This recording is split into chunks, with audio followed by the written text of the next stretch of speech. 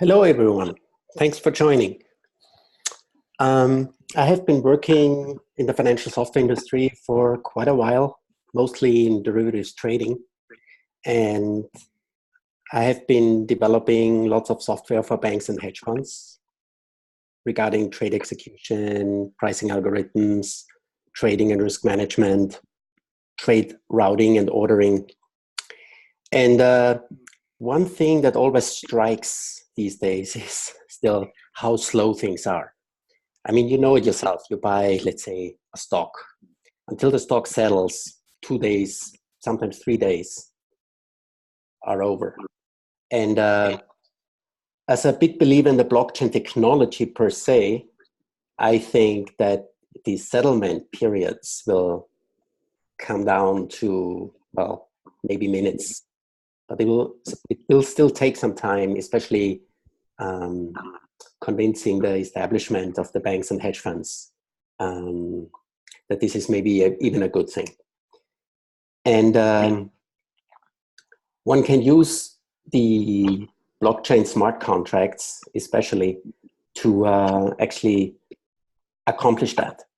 And I chose a slightly different problem, which I want to talk about today. And that's how you can leverage your property's value on the Ethereum blockchain with a token. I call it RECO, real estate coin. So when you look at it, there are two main roles or participants in this whole example. The property owner, well, owns the property. Sometimes, or quite often, has a loan on it. Sometimes two loans, a primary mortgage and a HELOC maybe. And then usually, even across the United States, in richer areas and poorer areas, I mean, over decades, I mean, when you hold a property for longer periods of time, not just for a month or so, but for years, values tend to go up. Yeah. And then you build equity in your property. And then you have a mishap. You need $50,000 or $20,000. Right? What do you do? Assuming you have a mortgage and sometimes a second mortgage, you have to essentially refinance. And that's very complex, time-consuming, and costly. And all you want is, let's say you have $600,000 in equity. You want $20,000 in liquidity. And my idea was, how can we do this using the Ethereum blockchain? That you can quickly access 20, 30, 50, whatever intrinsic value is left in your property through using the technology of the Ethereum blockchain.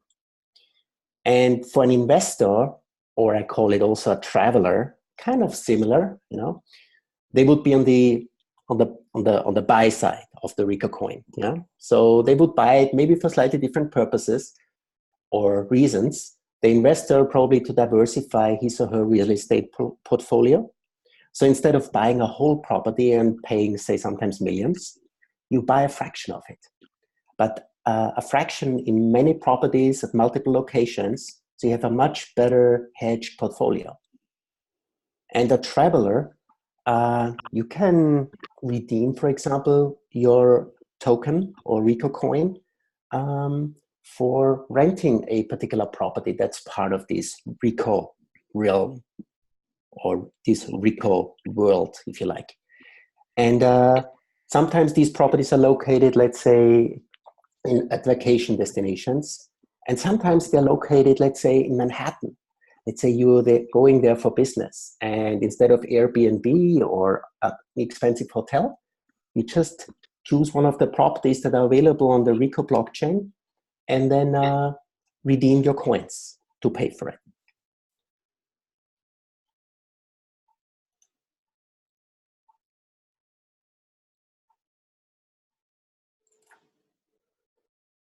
So how do we commoditize the real estate on the Ethereum blockchain?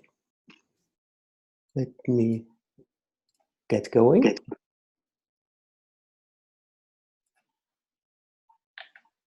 So the first thing what we do is we choose our role. We have again here two accounts, the property owner and also the investor and the traveler. And let's start with the property owner. On the upper left, you have some basic account information, the account address. There are already some ETH in this account, 108 roughly. Some RECOs are already there. This property owner had already an ICO done in the past, so he made already some money. Then we also see here the current exchange rate, ETH US dollar. And the first step is you register a property. So let's say you own particular real estate, you enter the financials, the address, also the square footage, the number of bedrooms and bathrooms, and also how many of those bedrooms and bathrooms you want to potentially rent or lease out.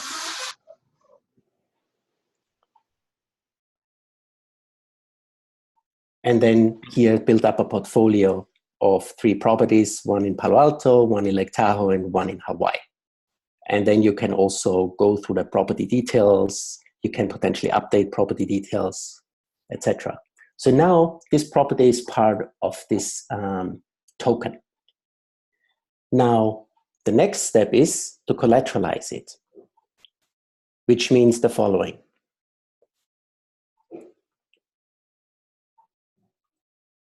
When you collateralize it, you determine how much value of your property you essentially take out of your property and burn or mint tokens for. So here we enter again some financial information, estimated property value, mortgage balance, maybe some credit margin your current lenders require. And in this case, let's just do 50% collateralization of whatever remaining intrinsic value for property is left. And here I just choose a current exchange rate between the dollar and the ETH of 312. And also, let's assume an exchange rate between Ethereum and the RECO token of 10:1. And let's collateralize it. So this will now register essentially a lien, an additional lien on your property, plus it will mint RECO tokens. And we minted about 5,000 RECO tokens. And now I have a particular amount of RECO tokens available that I can sell. I can sell it directly or using an ICO, an initial coin offering. I enter here an exchange rate like 10 like before, and I have here a total amount of RECOs available of over 13,000, but let's just say we do roughly a third or something like this. So let's say we collateralize 5,000, yeah? So these 5,000 RECOs are now deducted from my account balance and put into this ICO. And now these 5,000 RECOs in the ICO are ready to be sold through the ICO. The other remaining 8,400 RECOs I can still sell off outside of the ICO, if you like. And now let's switch roles and become an investor or a traveler, somebody who wants to buy some RECOs. Yeah? So they can go, and here we see again the account balance of this particular person has around 100 ETH and no RECOs yet. 5,000 RECOs are available in the ICO. The exchange rate is fixed. It's essentially a fixed price reoffer. So the exchange rate was fixed before between Ethereum and RECO. And then we say for how many ETH we want to buy RECOs for. So we say 10. And we would expect that we buy now RECOs at the ICO in the amount of, we should get 100 RECOs, 10 by 10. And 10 RECOs should be deducted, 10 ETH should be deducted from our ETH account balance. And that's just what happened. So now we have 100 RECOs, and we can hold it. We can sell them regularly, transfer them to somebody else for some service or whatever. Or we can just relax and redeem them for, let's say, a stay at one of these properties. Like you want to book a vacation in Hawaii. So you choose one of these registered properties, select the bedrooms and the bathrooms you need, check the calendar, what's available. Let's say we want to go over the 4th of July weekend. So we choose those dates. We calculate the price in RECO, what it would cost. So it's 1.35. We register that. It's a double transaction because you have to do the booking and the payment. And as you just saw, the account balance of RECO got down from 100 to 135 to 98.65. So you booked your vacation, and you can double check in the calendar, and here's your 4th of July vacation. So you can do this multiple times. Again, as an investor, you would just hold on to it and sell later again to other people your RECOs as a regular investment.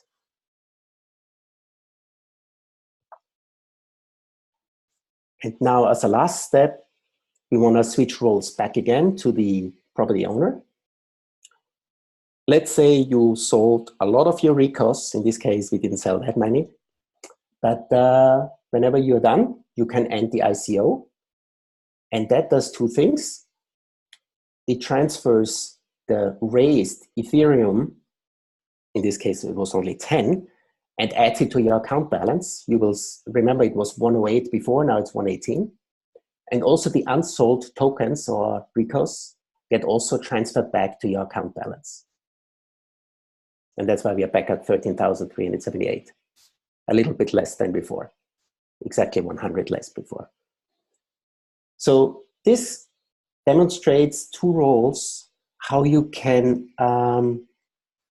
manage or leverage actually the Ethereum blockchain for commoditizing your real estate.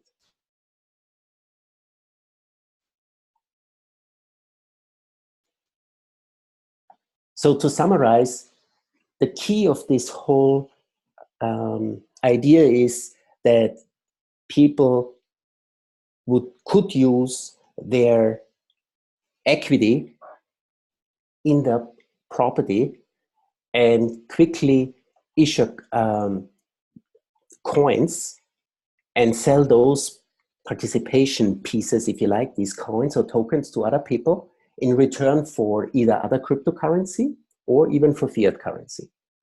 And for investors, it would provide a vehicle to get much more diversified in their real estate investments. And for travelers who just want to go to cool places, they just buy a few RECOs. They essentially lock in their rate at the time of purchase. And then they are also actually independent of price fluctuations. And I also want to mention that the RECO itself, it's fully collateralized.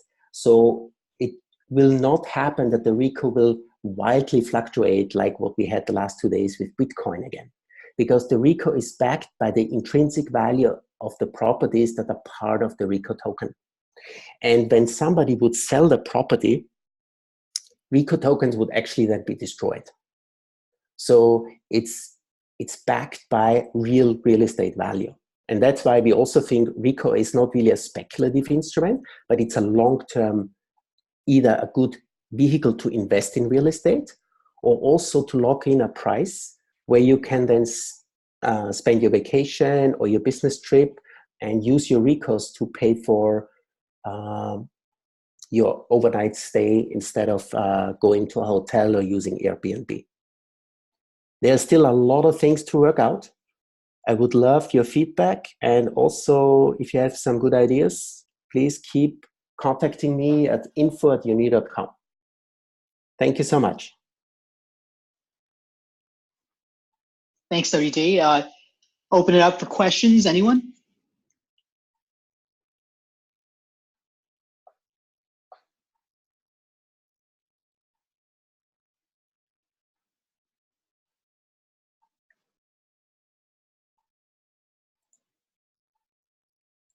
So I have one. So would you call this more like it's like a marketplace and an Airbnb? It's like a way to sell fractional ownership of your property, and it's also like Airbnb? Well, is it Airbnb? Yes, to some extent, sure, because you can browse through properties. You say, oh, today I want to go to Tahoe, or I want to go to Manhattan, or I want to go, let's say one day, it might be international, to Australia. And instead of browsing Airbnb or somewhere, you have a few RECO tokens, right? And the intent is also to make the prices attractive, that you get, let's say, kind of like a little discount when you use a RECO token rather than paying with ETH or other cryptocurrency or fiat currency, let's say for an overnight stay at a particular property. And this is also a natural way to essentially recycle the RECOs, right? Because at the beginning of this whole food chain, if you like, it's the property owner. Okay, the property owner needs a little cash. So they sell something, the token. And then, okay, in return, they get their money, fiat money or crypto money, and they can use the money for whatever they need it. But then eventually, I think most of these property owners would be happy to rent out their place for a while, especially some property owners have 2 or 3 properties, right? So it's easy for them to rent a few of these places out and accept their originally issued a token as a form of payment, no?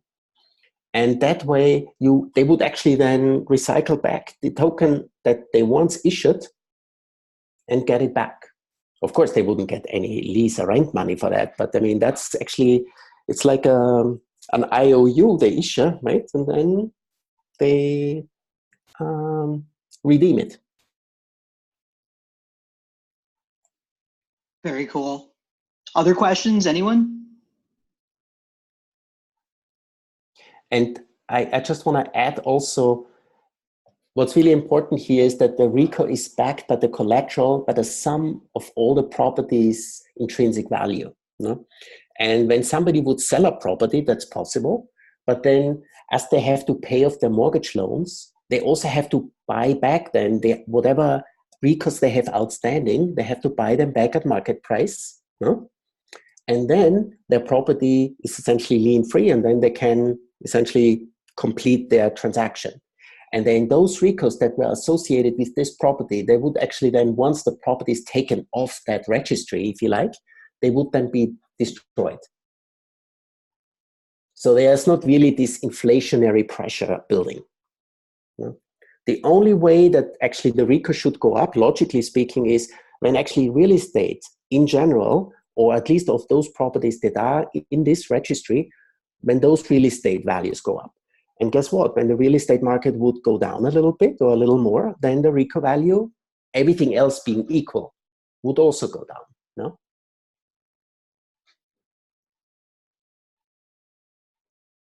But it's not a stable coin. No? Yeah, it's really interesting. Yeah, Horatio says it's amazing. Nice.